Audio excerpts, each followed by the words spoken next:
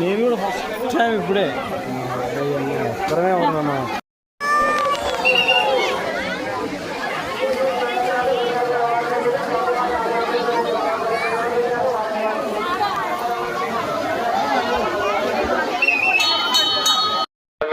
బాలరాజు మంజుల గారు స్వామివారి ఆలయ అభివృద్ధి కొరకు తమ వంతు విరాళంగా 101 రూపాయలు సమర్పించారు.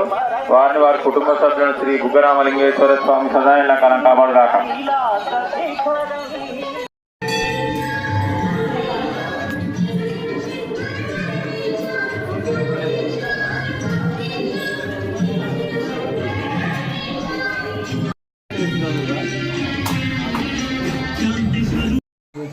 అందరూ కూడా అక్షంతలు చేతులు ప్రదక్షిణ చేయండి.